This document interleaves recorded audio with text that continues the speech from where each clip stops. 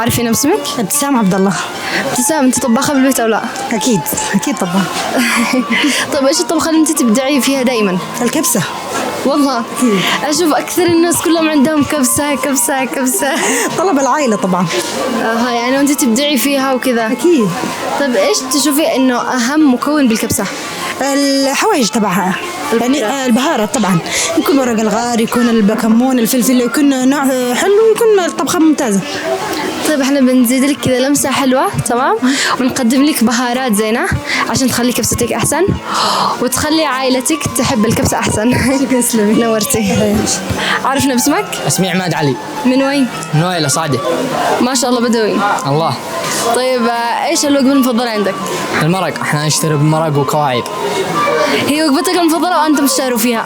اكيد، ما يشتهر بلادنا اي وجبة ما يدخلوا عليها غداء الا وفيها كواعب ومرق.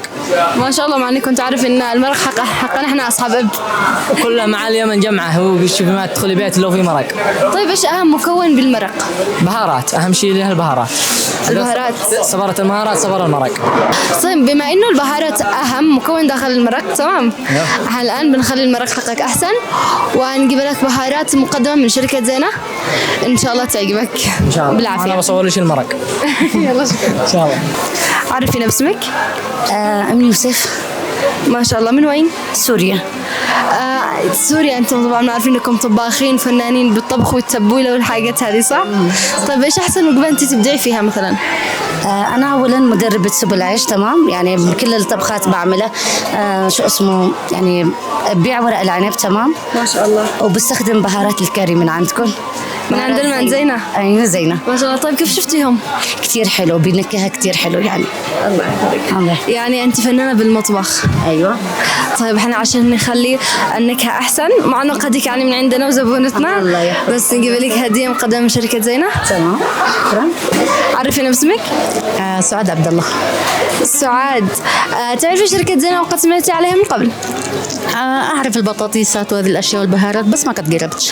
ما قد جربتش يعني زينة، يعني انت تطبخي بالبيت بس ما قد جربتش بهارات زينة. ايوه ما قد جربتش. طيب انا الان بجيب لك جائزة مقدمة من شركة زينة عشان تخلي طبختك تخلي طبختك احسن، وقربيها واعطينا رايك ان شاء الله. بالعافية. ان شاء الله. الله يعافيك. عافية. عارفني باسمك؟ ايام حزام. يا ايهم، تساعد امك بالطبخ او لا؟ ابدا. طيب مش عارف مثلا كيف يفعلوا الكبسة او ايش المكونات؟ ماشي والله. ابدا ابدا. ابدا. لنا لا ناكل ونضوي. تاكل بس. طيب ايش احسن وجبة تعجبك؟ والله الكبسة هي حالة صدق. تعجبك الكبسة يعني؟ لا والله أنا حالة. بس تخلي امكم تتعب. أنا بس.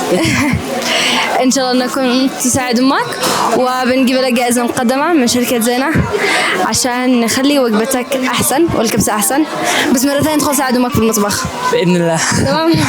يلا شكرا.